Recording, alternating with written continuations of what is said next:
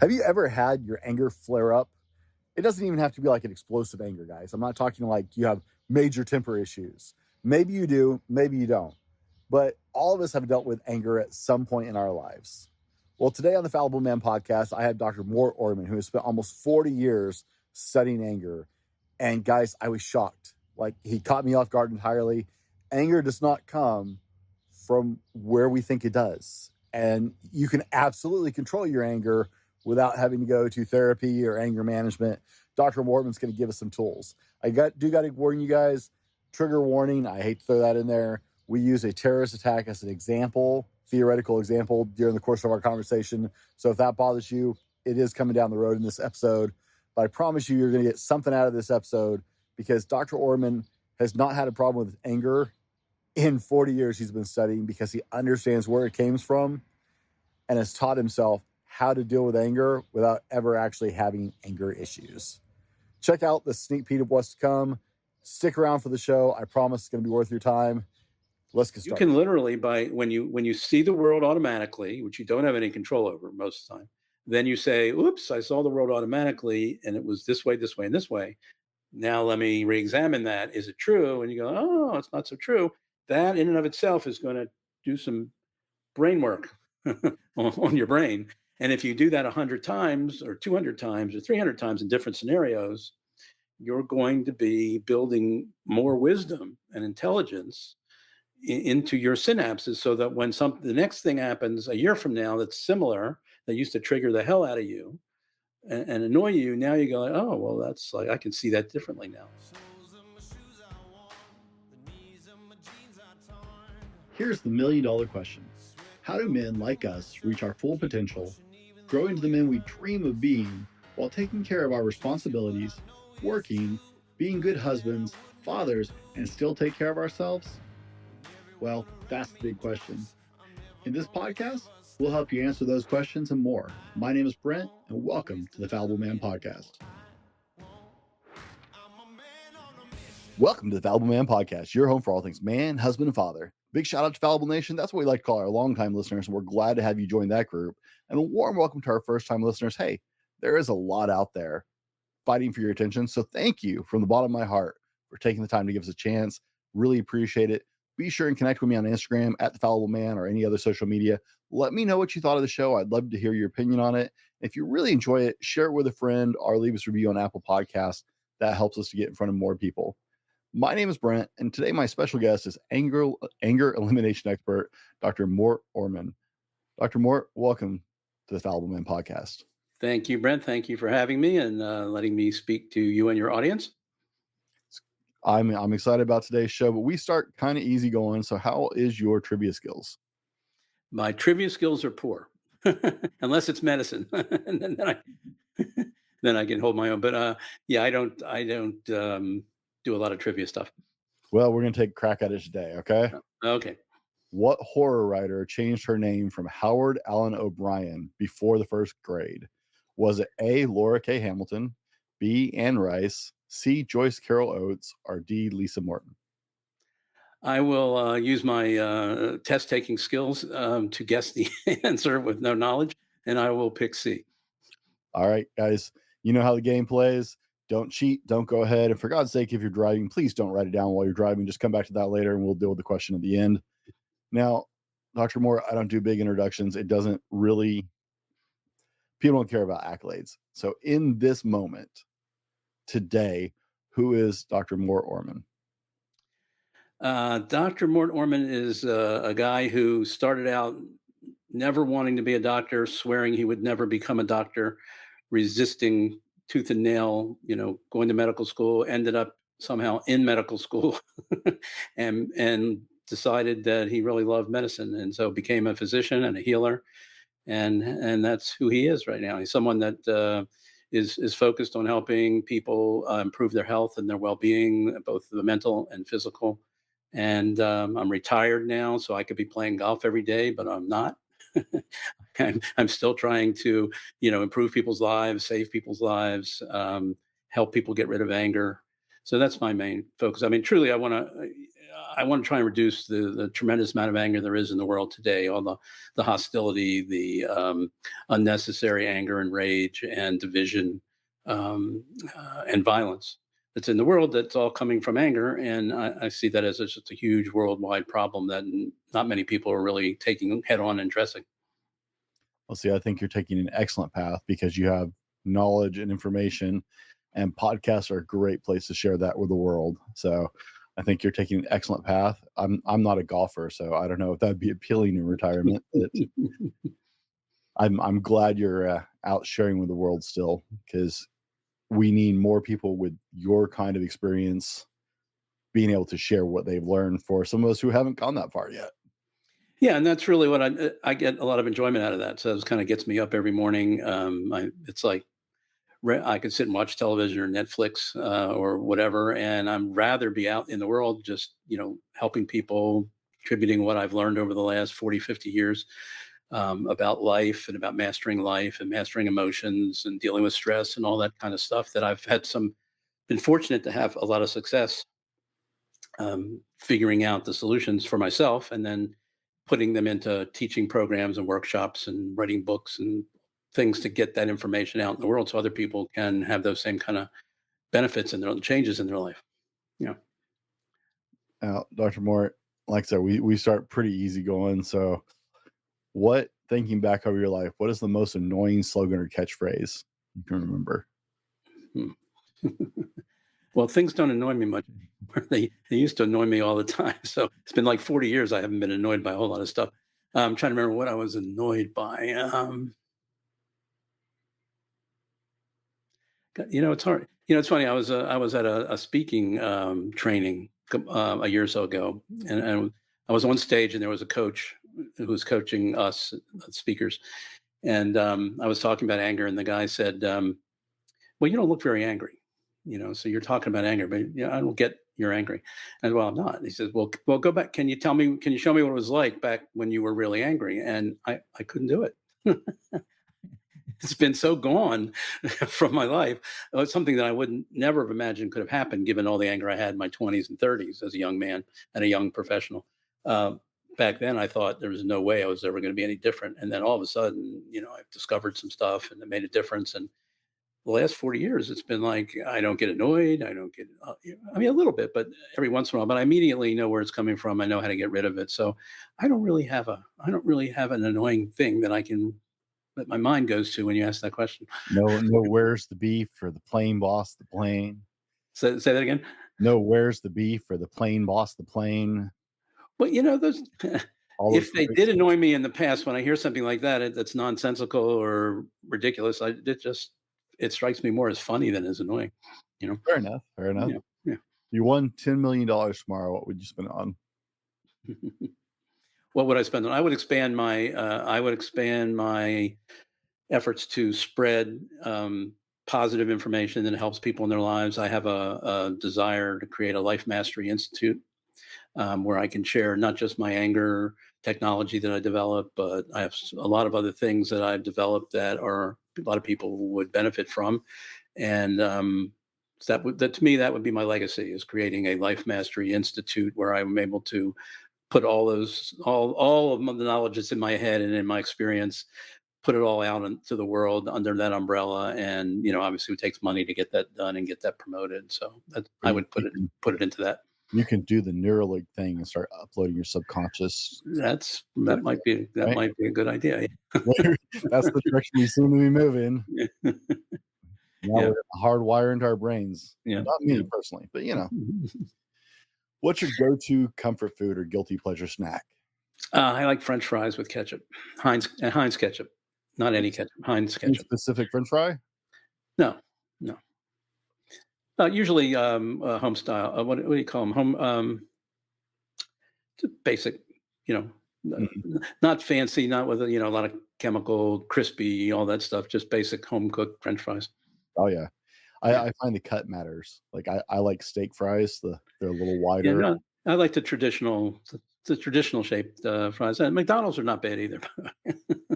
Yeah, it's all the MSG they sprinkle over everything. I'm pretty sure that we all love from McDonald's, but I like the surface area of the steak fries for dipping, because the fries are just a a medium to bring the ketchup to the mouth. Yes. What purchase of $100 or less have you made in the last year that's had the biggest impact on your life? I bought a LED nightlight that's triggered by motion. So when I get up in the middle of the night, let's say, to go to the bathroom, it detects my motion. It turns the light on, so I'm not walking in a dark room where I might bump my shin against something. And it's worked perfectly. I have it in a perfect position where, as soon as I move to get out of bed, it goes on, and I can see where I'm going. And it's a small thing, but it's actually made a huge difference. I use it every day. I have enough scars on my shin to agree with that statement. Yeah. My bed has some nasty corners. I got drawers under it, and it's got some nasty corners. Yeah. Yeah. I get that entirely. What hidden talent do you have? I can teach people how to enjoy exercising if they hate it. Wow. Okay, that is a talent. and I've done it.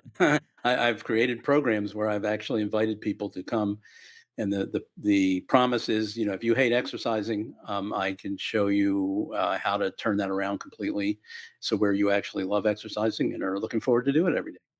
I say we need that program nationwide. I know it's one of those life mastery things I'm sitting on because I'm so busy doing other things. I don't have time to really develop that.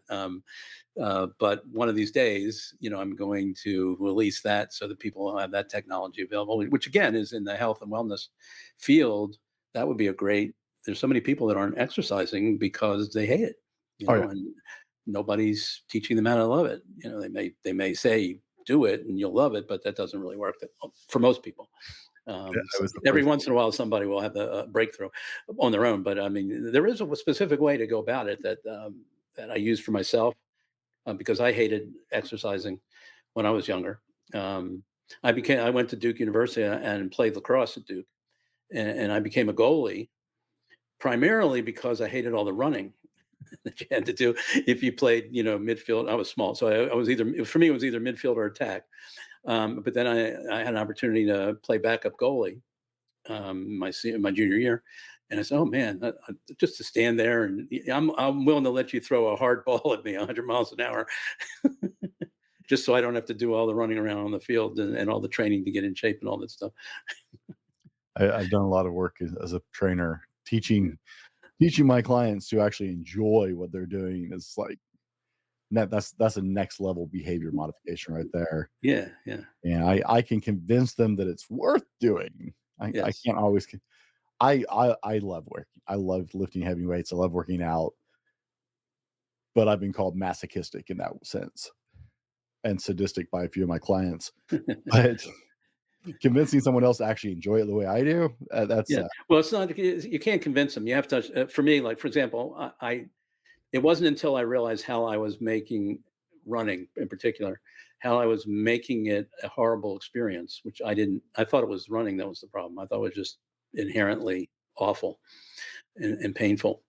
And then I discovered, oh, wait a second, could I be playing a role in this? Could I be causing the discomfort that I'm experiencing? And then I started looking from that perspective, and lo and behold, I found all these unconscious ways that I would approach running and think about running and beliefs I had about running that were all false. And talk about being fallible. I discovered how fallible I was in my ideas about running. And then one by one, as I identified these things that were making running an awful experience, I could do something about them. I could undo the spell that those internal beliefs or internal thoughts or behavior patterns was producing on my physical experience of running, and I would dismantle them one by one. And then all of a sudden, this runner came out. This person that I didn't even know was in there, that actually in me, that actually loved running and could do it effortlessly and painlessly. Didn't happen overnight, but eventually discovered that was a reality about me that I didn't even know, was possible. Same thing with anger, by the way. I mean, back when I was angry, I didn't have any belief at all that I would ever be anything other than an angry guy. And if you'd have come up to me and said, "Hey, there's this thing that can turn you into a non-angry person," I said, "It's not for me. It's not going to happen for me." I know me. I've tried everything. I've tried all this stuff and it doesn't work. So I'm just going to be this way. And then all of a sudden you get to the other side and you go like, wow, I didn't know that was really possible. You know? So new plan to build your life knowledge center. Yeah. Life mastery. Yeah. You need to franchise, work out this whole teaching people to love exercise, Yeah. sell that at a reasonable rate, sub And license it as a certification for trainers yeah. to work with their clients, Yeah. and just let that pay for your center. Great idea. There we go, right? If more people enjoyed exercising, we would have less obesity and everything else going on. Better health, all kinds of better sleep, Right? all kinds of stuff. Yeah. Yeah. Orange juice, pulp, some pulp, no pulp. I can't drink orange juice. No? Gives me heartburn. Oh, my sister has. I can't eat chocolate either. I used to be a big chocoholic. I would have a Clark bar, at least one Clark bar every day until I was like in my mid 20s. And then all of a sudden I would get heartburn if I had chocolate or a citrus or anything acidic. Like I can't drink a Coke. I can't drink a Coke Mm. because it has a lot, but I can Diet Coke I can drink because it doesn't have as much acid. Anything with acid or citrus or chocolate stimulates acid in the stomach. Any of those things gives me instant heartburn. And I haven't been able to take advantage of those. But My sister has to pour like half and half. She'll pour some orange juice and then half of it full of water. yeah. Just water it down. It's the only way she can even attempt orange juice. But when I was able to drink orange juice before this all happened, I like the pulpy stuff. I like to have the particles in there. Dr. Mort, what's something everyone should know about you before we dig into the meat of today's show? Something who should know about me? Everybody should know about you that's listening before we dig into the meat of today's show. Um, I think the big thing, as I sort of mentioned in the beginning, I was not a special kid when I grew up. I was not especially intelligent. My grades were average for a long while, and like I say, I absolutely had no desire to be a doctor.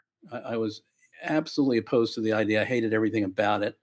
Didn't like sick people. Didn't like going to the doctor. Didn't like needles. Didn't like hospitals. Didn't like old people. Didn't like reading.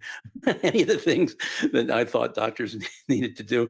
So I had to. I mean, I was really hell bent on not becoming. Although my parents wanted me to become a doctor, so they were pushing me, but I kept resisting, and it was kind of like amazing that I ended up in the field because I had so much resistance to it, and part of it has to do with your theme, fallibility. There was something that happened in a 15-minute conversation that changed my whole life and put me on a path to become a physician, and then I fell in love with it, and so I'm.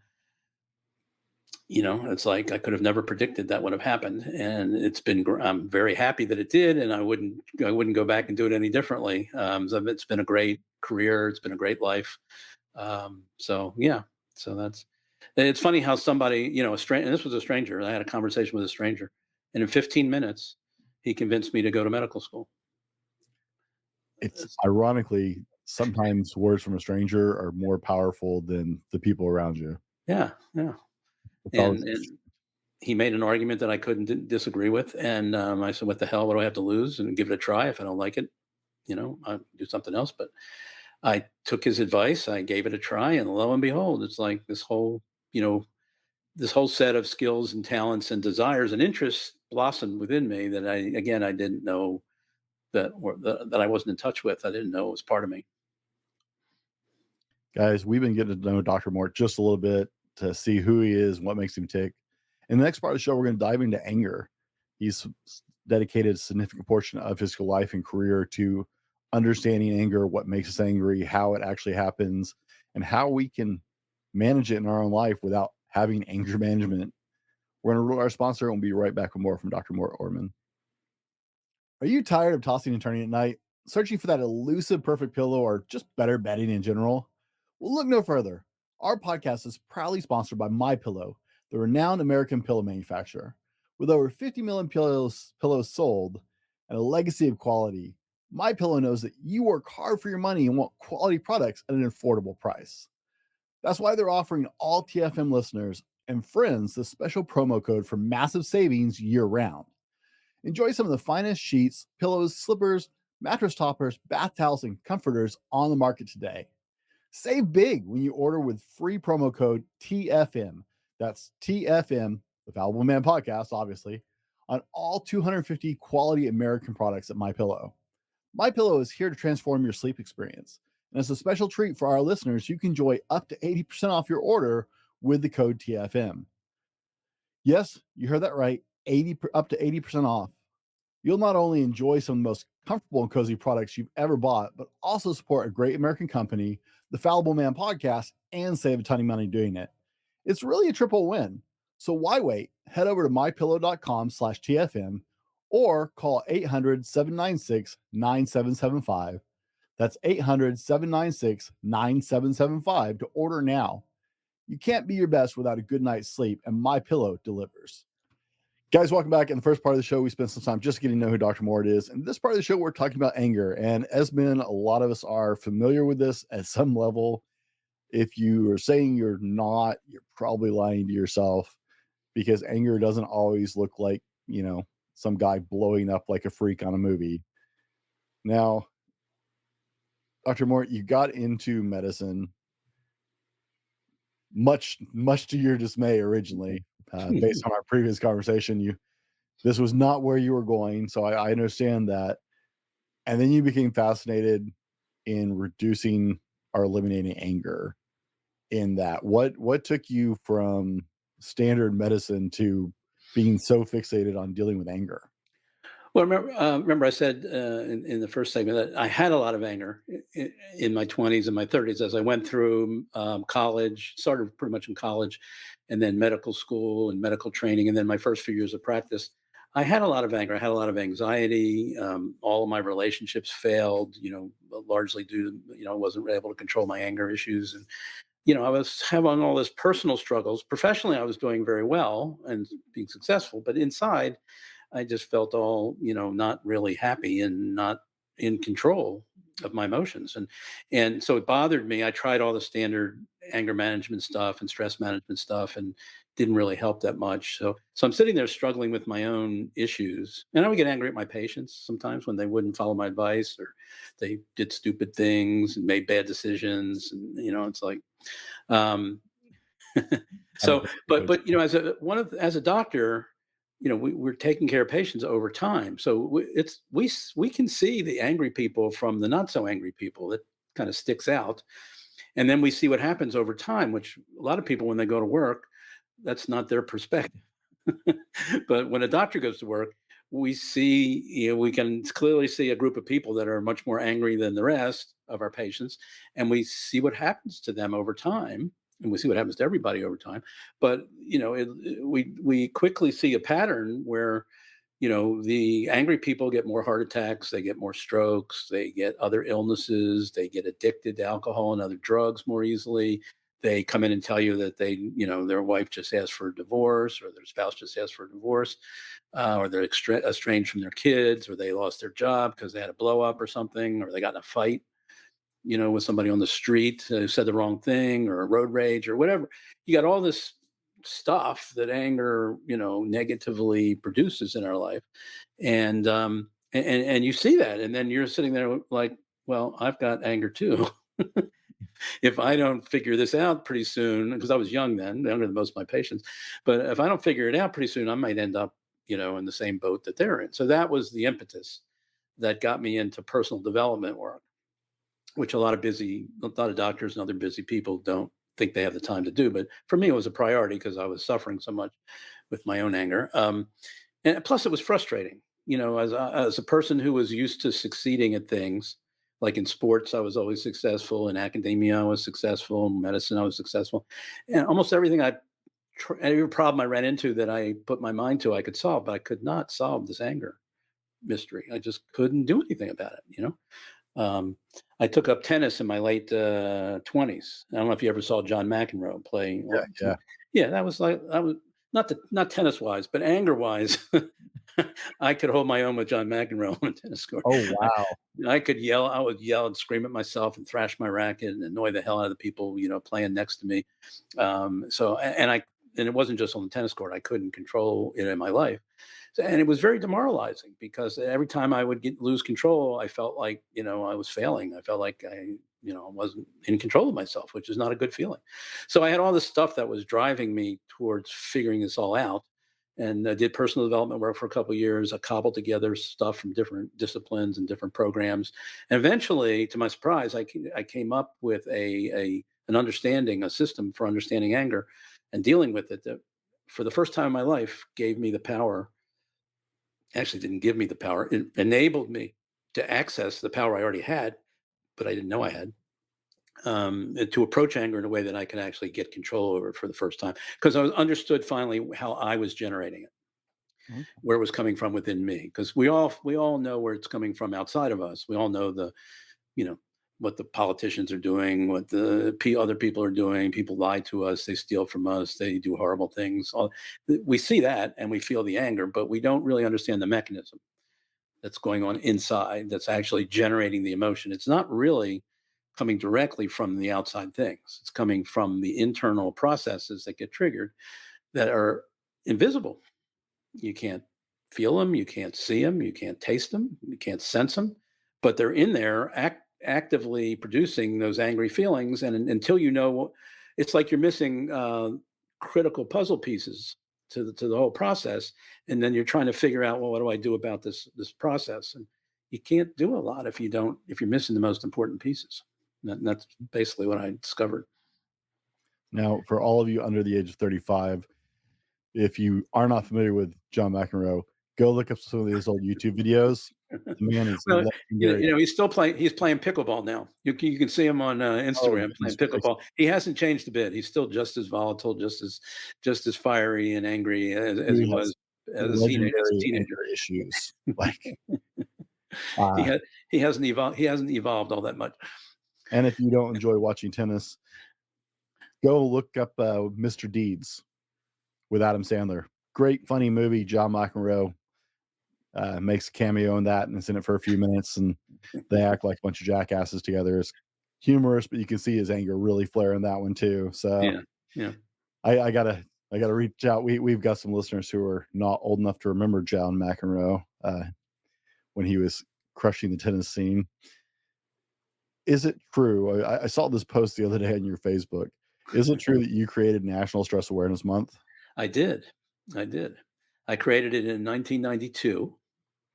And I just said to myself, we should have a month, that's devoted to raising awareness about stress. And it wasn't anything that I personally tried to control. And I opened it up as a window for people, anybody in the stress field, anybody in the health professions, anybody working around the area of stress. You got a 30-day window every April to celebrate whatever information you want to put out there and help people understand stress better, deal with stress better, clear up myths and misconceptions. And I've been sponsoring it every year for the last 32 years, 33 years, whatever it is. And some years I contribute stuff, some years I don't. So, but mainly it's just something I created so that other people in the field could promote whatever their particular expertise is or their particular insights are. And so more of that gets out into the public space where people can take advantage of it. So yes, that was me. Guilty. You guys need to check out his Facebook post about that for this month because it was hilarious. It's funny. Last year, Jennifer Lopez did posted a picture of herself semi-nude to promote National Stress Awareness Month. It was really funny. Interesting way to deal with stress, but I came across that post you had and responding to that. It was like I was just trying to figure out how that connected too. And a couple years before that, Ellen DeGeneres did a little 5-minute bit on one of her TV shows where she kind of poked fun of it. Mm-hmm. But she used Stress Awareness Month as the opportunity to do her little fun bit on stress. And it was like a Saturday Night Live skit. It was pretty funny. Now, a lot of guys, it's funny because you get two extremes. You get the guy who's like, I'm never mad. I'm never angry. And then you get the Hulk guy, right? I love this picture. This always cracks me up. We'll play this little clip. To get angry. That's my secret. I'm always angry. Time for you to get. See, we always have those two responses. We have those guys who are perpetually angry, and then the guys who are convinced they're never angry. Yeah. But Well, I think we all get angry from time to time. Even now, for me, I mean, every once in a while now. I used to be all the time, but now it's very infrequent. But still, there are things that tweak us. There are things that trigger us, and a lot of times people you'll have a picture. If you ask somebody, are you an angry person, or do you have an anger issue or anger issues, and they'll have a picture in their mind of what that would look like if the answer was yes. And like you say, it might be somebody punching holes in walls, or doing violent stuff, or blowing up in extreme anger, and they see, well, I don't do that, so therefore I don't have any anger. But if you ask them, do you get annoyed every once in a while? You get irritated, when things aren't going the way you want them to go, and that's all. Those are all little hits of anger that can add up. A lot of relationships end up failing because there are these little irritations that people don't address, and they just stuff them, and they sit on them, and they become resentments. And then after a couple of years of that, one of the parties says, "I want a divorce." I can't be around you anymore.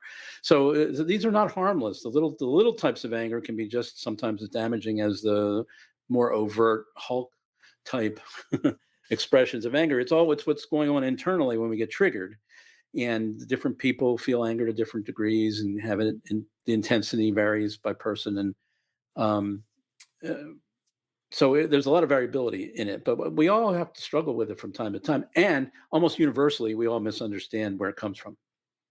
so Almost totally, everybody totally misunderstands. different flavors of anger, right? Yes. You got that Yeah. explosive anger like the Hulk, and then you get the guys who just get quiet and kind of Yeah. stew. Yeah. And then my favorite, I have a friend who road rages really bad. You road rage what? He road rages really bad, man. Yeah. Somebody Okay. cuts him Yeah. off, he's flipping the bird and yelling. Yeah. I'm like, Yeah. I'm sitting in his passenger seat going, you understand they can't hear you, right? This is helping nobody, including yourself right Yeah. now. But yeah.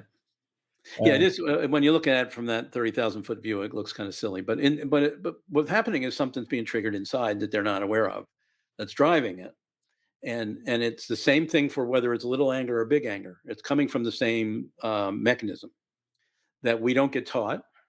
I went through all my education, good education, college, 7 years of medical training. I even did some psychology training after medical school. In none of that did I come to the understanding that I eventually came to about where my anger is coming from. It's not being taught in schools today. It's not being taught in colleges today. I mean, can you imagine that every kid graduating college today graduates without understanding where their emotions come from inside of them, without understanding how they're going to screw up their relationships, what kind of patterns they have inside them that are going to ruin their relationships, even the ones they really want to succeed at.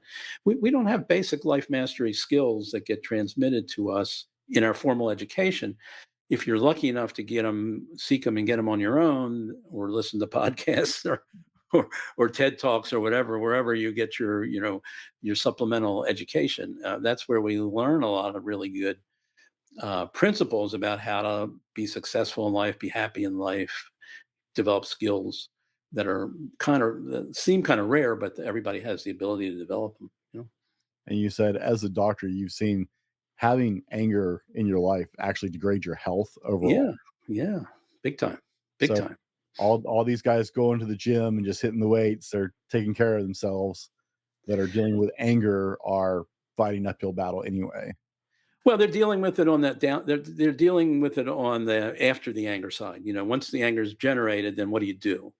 How do you keep that from being harmful to you? Well, then you go run 5 miles, punch a punching bag, exercise. Hit a pillow.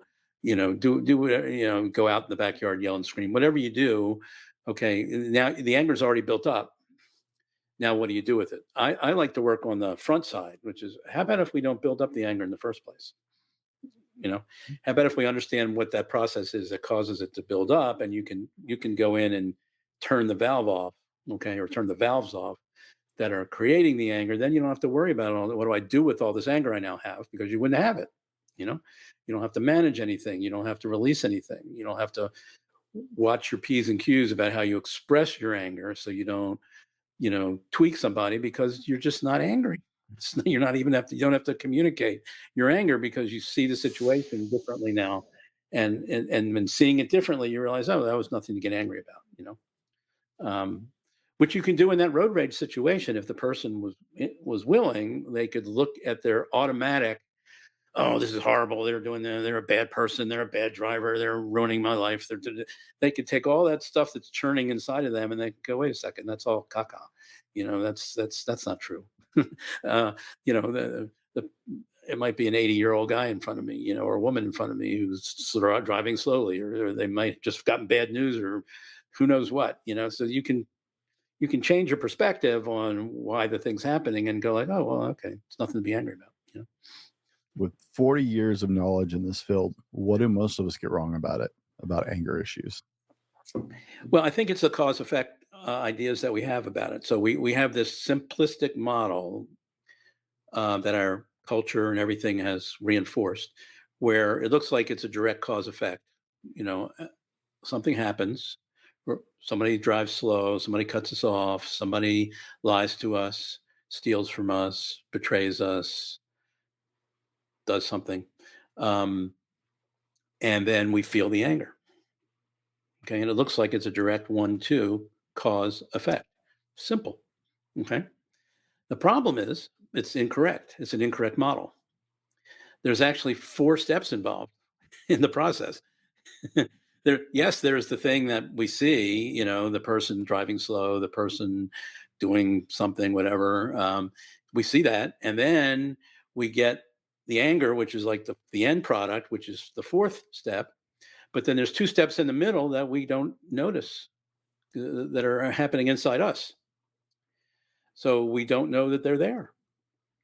And so we're missing like 2 of the 3 big puzzle pieces that's causing the 4th part of the process, which is the anger.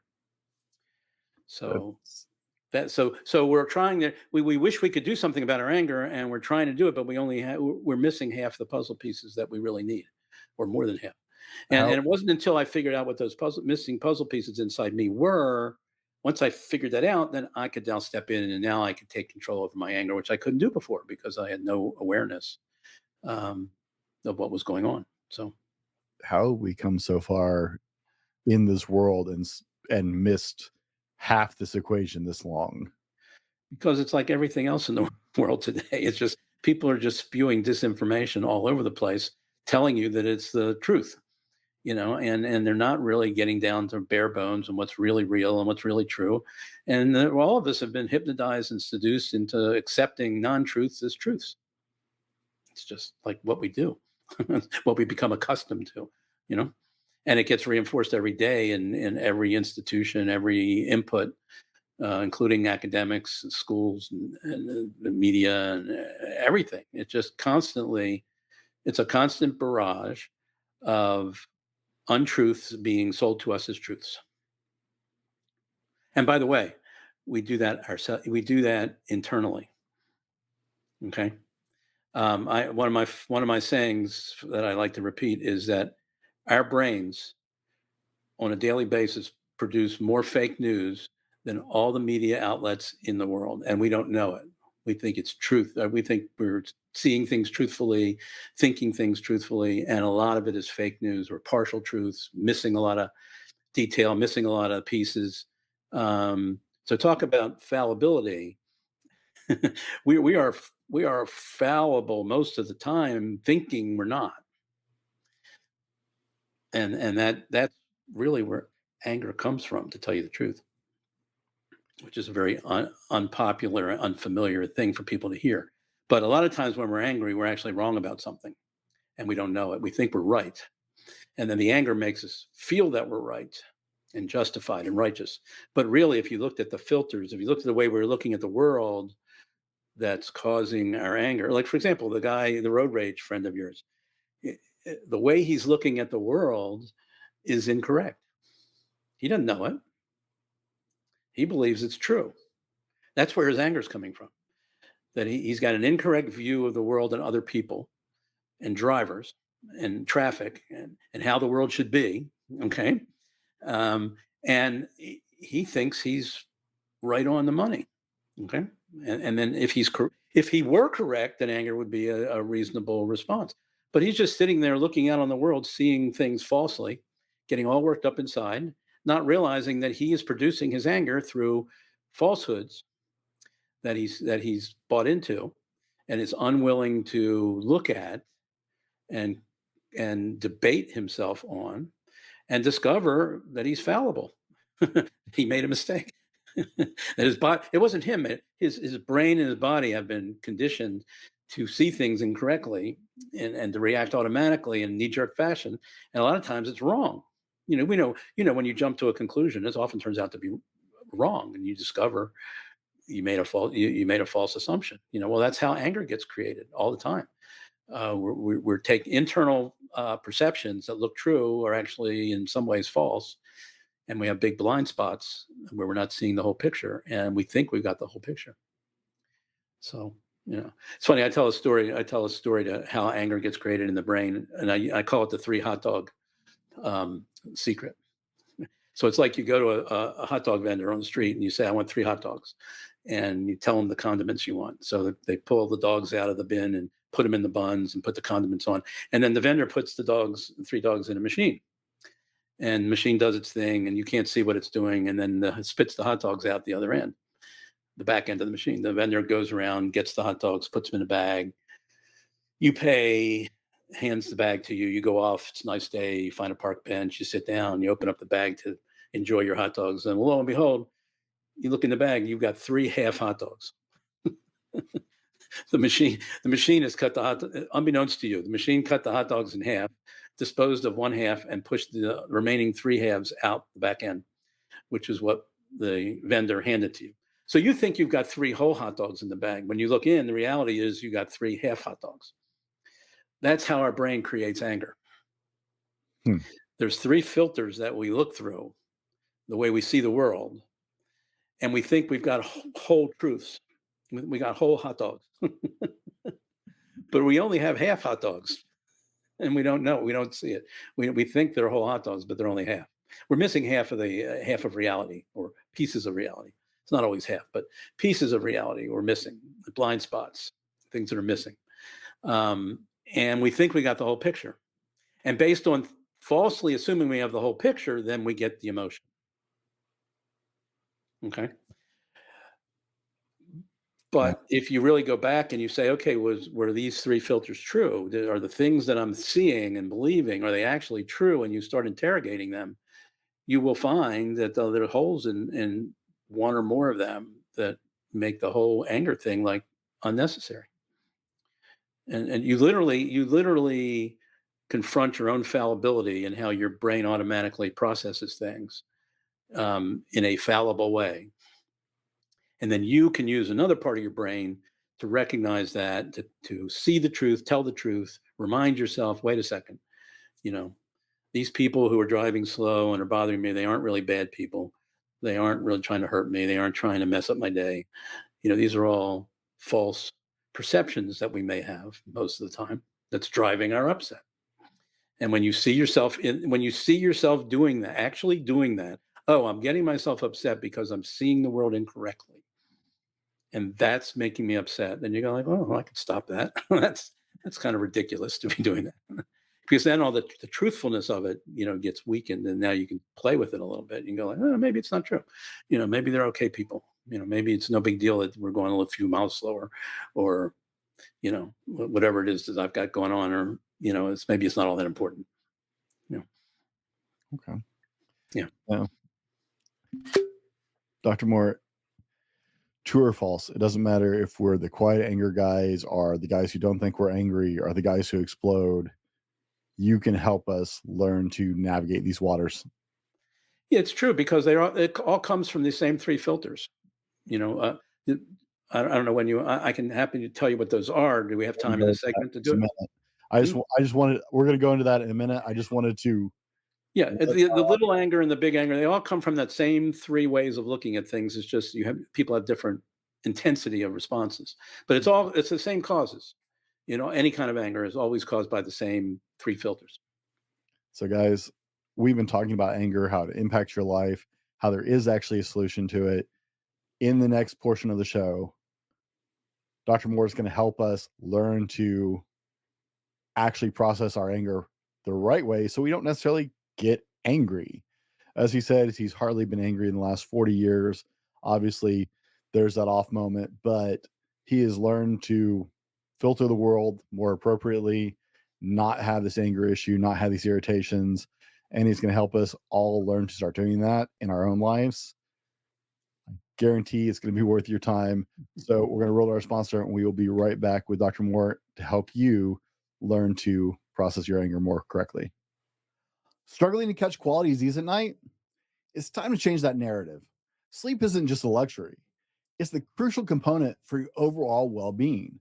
From managing your weight to boosting muscle growth, reducing stress, and even enhancing your daily performance, sleep plays a vital role. Are you ready to level up your sleep game, get a better night's sleep overall? Then look no further than ghostbed.com. Join me in experiencing the difference with Ghostbed. It's been a game changer for my sleep routine over the years. That's why here at the Fallible Man podcast, we're honored to partner with our sponsor, ghostbed.com, to bring you this discount. So head to ghostbed.com, unlock a sweet 30% discount on your order using the code FALLIBLE. Don't wait any longer to upgrade your sleep quality. Let's make tonight the start of a better sleep and a better days ahead. Now, let's dive back into the show. Guys, welcome back. In the last part of the show, we were discussing anger and how it impacts your life and how we're not getting all the pieces here. We think it's pretty black and white, but it's not. In this part of the show, we're going to stop. I just said that wrong. We're going to move into how to stop getting angry and irritated and upset without going to therapy. Guys, I've been in anger management therapy before. It's not a fun place and it wasn't particularly productive for me. That may not be everybody's experience, but it was definitely mine. So I'm really excited about the idea of learning to process anger and irritation a different way and get it under control without the therapy sessions, because I don't like therapists. I don't. Just personal pet peeve. Never had a good experiences with this. And Dr. Moore, you've developed an entirely different approach, and you already kind of led us into we've been missing some of the pieces. So how do we do this? Yeah, well, first, let me just give a little context. That when anger happens as like a triggered phenomenon, we don't have a lot of control over, however we experience anger. It just happens automatically based on our previous life experiences. So you can't really, once you learn this, you learn to understand anger better, it's not going to immediately stop you from getting angry. You're still going to get angry, okay, in the beginning. But at least you'll know where it's coming from. At least you'll have a system that you'll be able to step in immediately or quickly and go, like, oh, okay, I can make that go away. So it doesn't last for days or weeks or disturb your sleep or anything. But then over time, what happens, and what happened for me, when I practiced doing this many, many times over a period of a year or 2 years, something, eventually it sort of changes you, changes your brain, it changes how you see the world, and you stop getting angry. But it's not, that doesn't happen like right in the beginning. What happens in the beginning is you learn, you understand your anger, you continue to get angry, but now you have a different way of understanding it, relating to it. So what I discovered 40 years ago that I didn't know, despite all my education, was that again we don't really see the world as it actually is. We see it, it's filtered. Everything that we experience internally is coming through filters. Our brain filters everything. There's just too much information out there for our brain to process it all. So it chunks it down, it simplifies things, and it leaves stuff out. Sometimes it leaves big pieces of reality out. And then it presents us with a sense of reality that looks like it's the whole thing, but it usually has holes in it. But anyhow, that's what happens. So anger comes from looking from three specific filters. You're looking at the world in three ways. And those ways are usually somebody did something that was bad and wrong. That's the first filter. So notice we don't really get angry if we think somebody did something wonderful or great or terrific, fantastic. That doesn't make us angry. It's only when they do something bad or wrong or we think they shouldn't have done. The second filter is somebody was hurt or harmed or negatively impacted by the bad behavior. And then the third filter is the person who did the bad thing and did the hurt and harm was unilaterally responsible or to blame for what happened. So, for example, take a terrorist attack, which is obviously not a great thing, but take a terrorist attack and something happens in our country and we get angry. that it happened. Okay, why do we get angry? We're looking at it through these three filters. The terror, whoever did it, shouldn't have done it. It was a bad and wrong thing. Let's say they blew up a bomb or something and injured and killed people. It was a bad and wrong thing. People were hurt and harmed. That's filter number two. And who was responsible? The terrorist for deciding to do this. So when you see the world through those three filters and you believe they're absolutely true, 100% true, anger is what will come up. Now, if you were feeling anxious, if you're feeling anxious, you've got three different filters. Go ahead. I got to stop you for just a second. Sure. For all of our censors out there, we were talking about this at a theoretical level. So this is a theoretical discussion with a terrorist as an example. Yes, absolutely. Yeah, hypothetical. Yeah. Sorry, YouTube is really trigger words these days. Okay, all right. But if you watched a video clip on Instagram and you got angry, whatever you saw, you would be seeing it through a filter of that whoever I saw shouldn't have happened. The people who were in that video shouldn't have done what they did. Somebody was hurt and harmed, negatively impacted, and somebody was unilaterally responsible to blame. And that's where your anger comes from. It always comes from those three filters. Okay. Regardless of the most horrendous situation, or somebody cut you off in traffic. It's the same thing. They shouldn't have done that. You were now negatively impacted. Your progress was impeded. And who was at fault? The other person was at fault. For cutting you off, being not being careful and not being a conscientious driver. You were looking through those filters. Okay, so that's how that happens. So I remember when I was first starting to explore this process, I used to like to get angry in my car when people would cut me off, and I would like to flip the bird and honk the horn and work up the anger because I thought that was a good thing to do to express it.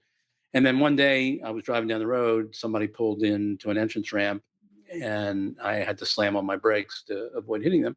I started to work up the anger, and then I realized, oh my gosh, I was going 80 miles an hour in the right-hand lane. I didn't notice that before. So that third filter that says they were 100% responsible or to blame for this incident turned out to be false. Yeah, they did what they did, but I was driving 80 miles an hour. And I remember times when in my life I had been in their shoes. I had come onto an entrance ramp for a highway, and I took a quick glance and I saw a car in the distance. I didn't realize how fast it was going. I just leisurely kind of came onto the highway, and all of a sudden they're on top of me. It wasn't because I was a bad driver or an inconsiderate driver. It was because I didn't realize they were going 80 miles an hour with that quick little, glance back there. So when I realized that I played a role in this happening, I couldn't work up the anger anymore. It was like, I can see the truth of the matter is that they weren't totally responsible to blame. They weren't being inconsiderate, probably. And that I played a major role in why the incident happened. So that's what I'm talking about. When you can see these filters and understand where the anger is coming from, then you can step in and say, okay, are they true? Are each of them true? And all you have to do is find one of them that isn't completely true, and the whole emotion, it's like a three-legged stool. The whole emotion collapses because you took out one of the major legs that was keeping it alive. So that's the benefit of knowing these three filters, is that it gives you it returns the power to you, where you can step in and argue with the reality that your brain is presenting to you and then making you upset. Okay, and I apologize for interrupting. I generally don't do that to a guest. The censors have gotten. No, I appreciate I'm not on YouTube that much that I have that same sensitivity that you do. But as soon as you said it, I said, oh yeah, okay, I understand exactly where he's coming from. I have to interject those in just because I don't want people to miss the whole conversation because keywords were triggered. Gotcha. That's unfortunately that's the world we live in. Yes. That's why I have a backup Rumble account as well. Because Yes. Rumble doesn't do that to me. But I do have to be sensitive to that. Now, you said, let me get if I got this right. Said it comes from an injustice, right? They did something wrong, right? It comes from the perception. A perception. Or the judgment that they did something wrong. Okay. Which is something our brain is doing. Okay. And someone was hurt. Someone was hurt or harmed or negatively impacted. Yeah. And it was just wrong to happen. No, and the person who did the wrong thing was pretty much 100% responsible or to blame. It's like we have these very narrow blinders on, and we're just focused on their behavior, and we don't see any other causes. Like, for example, in the driving example I gave, I when I was angry that this person cut me off, I had blinders on. I couldn't see that I was going 80 miles an hour. But as soon as I saw that, like, okay, the blinders are off now. Now I see, I see what they did, but I also see what I did. Now I have a different picture of the event. And now I can't get angry at them because I half caused it, you know? So that's what I mean by that. Those are the three ways of looking, and they're all being generated by our brain through our conditioning. So different people will look at different, will have different judgments about different things, and will judge people to be wrong for different reasons. A lot of times we judge people to be wrong and doing bad things when they're not really bad, wrong. They're just different from how we would do them. But the judgment comes out, they were wrong. Okay. Like, for example, my wife and I were about to celebrate our 40th anniversary.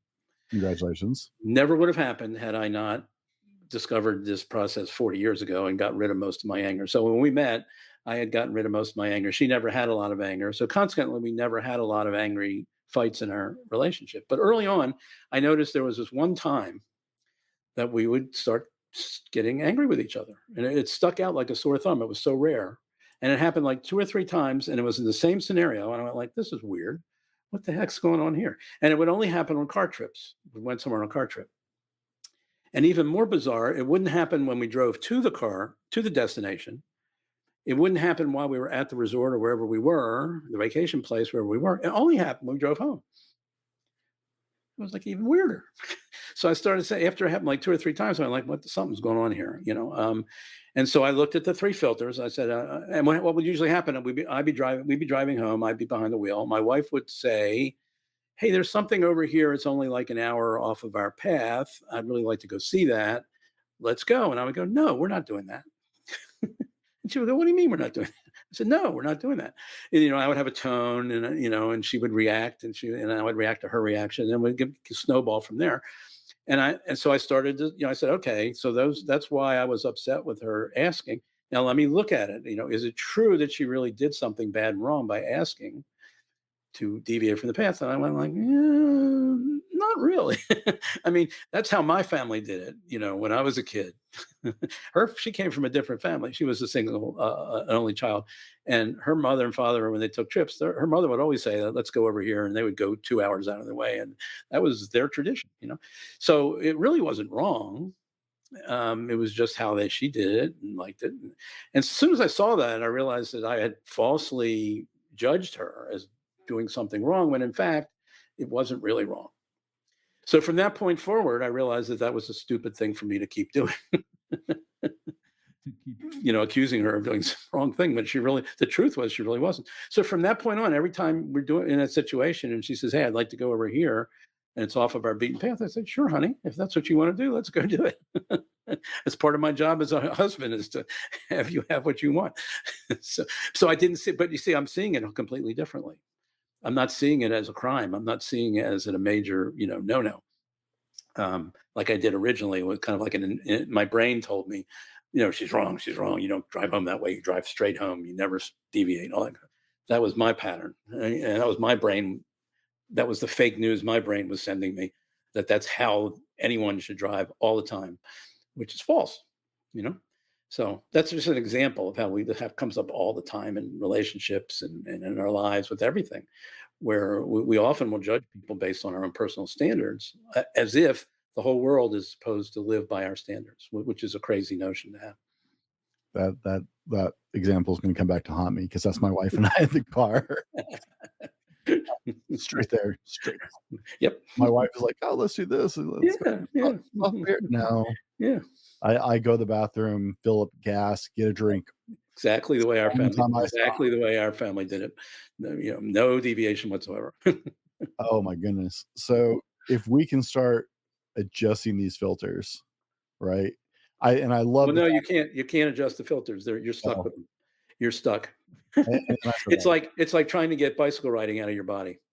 You know, once you learn to ride bicycle and you have all those, you know, balance and all those things that get ingrained, you can not ride a bicycle for 50 years and get on one and you can still ride. It's still in your body.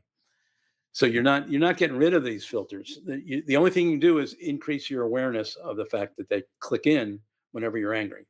And now you know what they are. You can write those 3 things down on an index card or on your cell phone.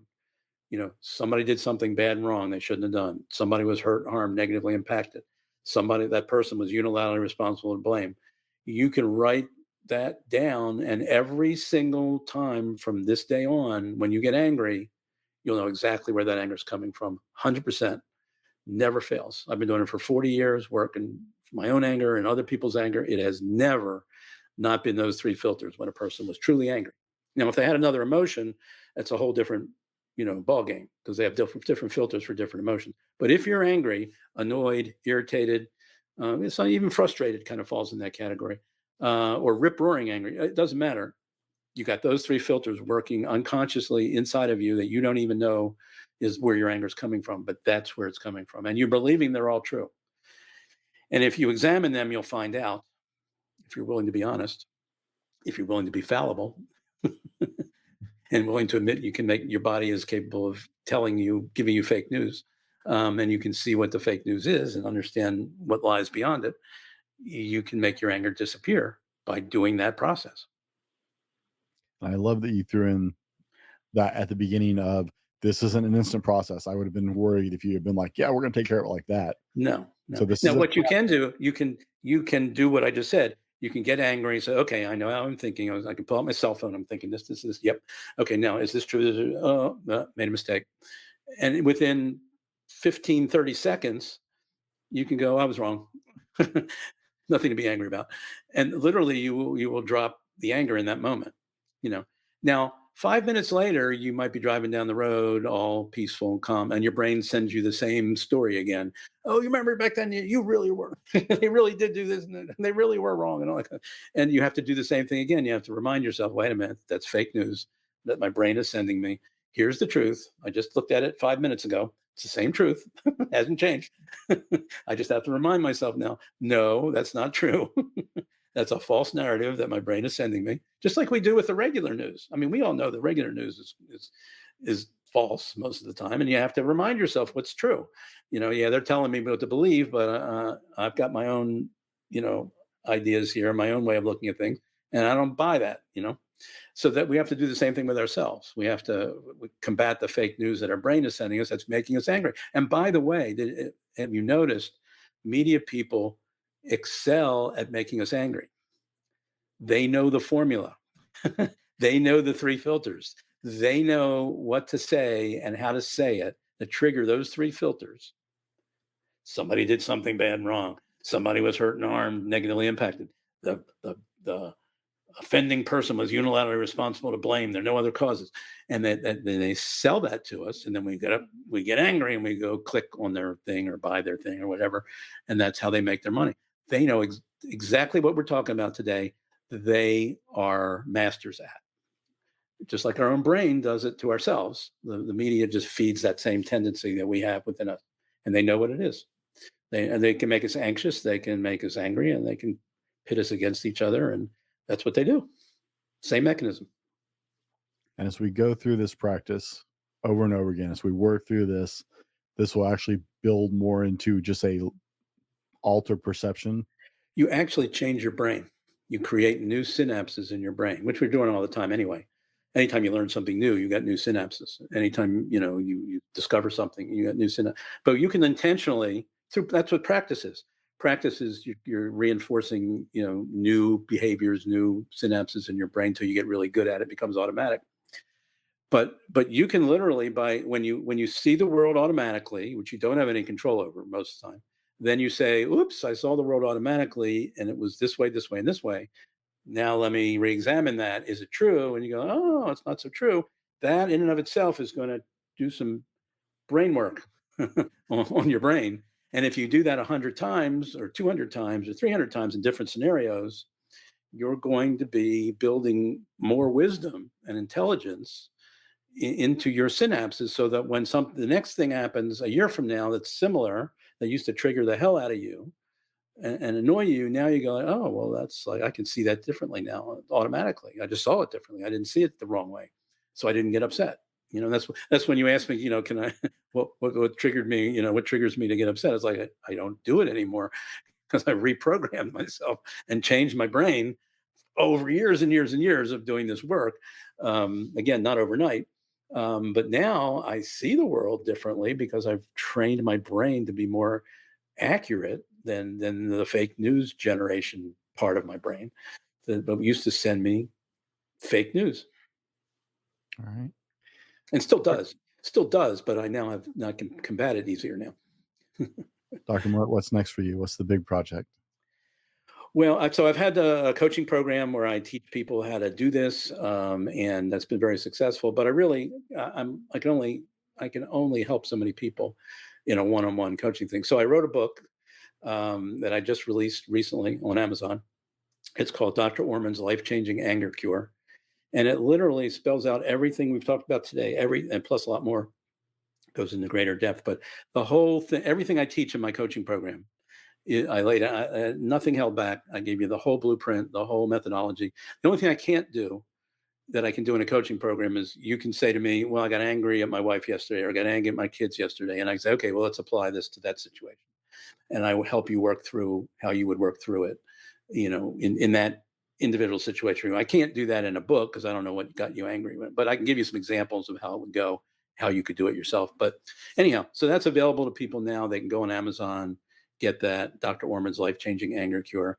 And it literally has the power to change your life if you understand this stuff. And by the way, as you're learning about anger, how this process works with anger, it works the same way in other emotions. So you're actually teaching yourself how you can deal with anxiety better, how you can deal with worry better, how you can deal with guilt better, how you can deal with sadness better, any of these like negative emotions that can pull us down and make us kind of less than the wonderful, capable, able people that we are, and the ability to do the great things that we have the ability to do. If these emotions are dragging you down or interfering with your health or your relationship, it's the same process for any of them. As you identify the filters and you realize the fake news your brain's sending you that's causing the emotion, and then you do battle with that internally. You debate yourself, and you try to get down to what's really true and what's not. Where's the best place for people to connect with you, Doctor? I've got a website, docorman.com is a great place for them to get in touch with me. I also have a free handout that talks about a little bit about my program that I have. It's called, the URL for that is theangersolution.org. That's a short PDF handout, and that'll get you on my email list. And I send emails out every week where I discuss a topic related to anger or stress. So those are all great ways for people to connect with me, be in touch with me, and interact with me if they want to, which I'm always open to. Guys, of course, we'll have Dr. Orman's links all in the description and the show notes. I'm going to make sure you guys can continue this conversation with Dr. Orman. Now, I know that all of you are really concerned about which horror writer changed her name from Howard Allen O'Brien before the first grade, which is a tremendous self-awareness, but I'm not sure who names a girl Howard. You guessed Joyce Carol Oates based on test-taking principles with letter C. The actual answer is Anne Rice. She apparently had a horrible name and changed it to, I think, has better. One of my listeners actually submitted this question for the show. So, guys, if you enjoyed that, send me trivia questions. I'll put them on the show and use those instead of looking them up myself. It saves me time. So I kept my trivia record intact. I'm very proud of that. Very proud of that. I by the end of the show, I don't actually care about the trivia question, but the one time I didn't actually give the answer at the end, I heard about it. I got people messaging me on Instagram like, "What was the answer?" Google it, man. Come on. Really, if that's what you're focused on, you missed the show. Dr. Orman, thank you for taking the time to hang out with us today. Thank you for your work in understanding anger and how we can get our lives more in stack with that, because the prison is filled with people who reacted in anger. It's one of our great weak points as men. We tend to flare up pretty good. So this is life-changing work for a lot of us. So thank you for that. Guys, you heard it. He explained it. He gave you the keys to this. Now it's on you to do something with it. For Dr. Orman and myself, Thanks for hanging out with us. Be better tomorrow because of what you do today. We'll see you tomorrow. Next one. This has been the Fallible Man Podcast, your home for everything man, husband, and father. Be sure to subscribe so you don't miss a show. Head over to www.thefallibleman.com for more content and get your own Fallible Man gear.